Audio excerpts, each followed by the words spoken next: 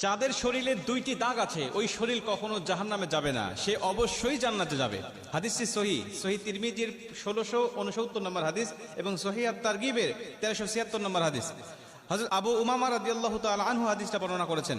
রাসূল সাল্লাল্লাহু আলাইহি ওয়াসাল্লাম বলেন, যাদের শরীরে দুইটা দাগ আছে এবং যাদের শরীর থেকে 2 ফোঁটা তরল পদার্থ নির্গত হয় ওই শরীর কখনো জাহান্নামে যাবে না, সে অবশ্যই জান্নাতে যাবে এবং আল্লাহ পাকের কাছে এই শরীরটা সবচেয়ে প্রিয় শরীর। রাসূল সাল্লাল্লাহু আলাইহি ওয়াসাল্লাম বলেন, 1 নম্বর দাগ হলো যে ব্যক্তি জিহাদের ময়দানে আল্লাহকে খুশি করার জন্য, আল্লাহর দ্বীন কায়েম করার জন্য অথবা আল্লাহর সন্তুষ্টির জন্য যে ব্যক্তি বাতিলের মোকাবেলা করতে গিয়ে শত্রু পক্ষের আঘাতে তার শরীরে ছোট্ট একটা দাগও যদি বসে যায়, এই দাগটা কিয়ামতের ময়দানে সুপারিশ করে বা এই দাগটা থাকার কারণে কিয়ামতের ময়দানে আল্লাহ পাক তাকে জান্নাতে দিয়ে দিবে। নবীজি সাল্লাল্লাহু আলাইহি ওয়াসাল্লাম বলেন, 2 নম্বরে ফরজ ইবাদত সমূহের কোন একটি দাগ যদি তার শরীরে দেখা যায়, যেমন নামাজ পড়তে পড়তে সেজদা দিতে দিতে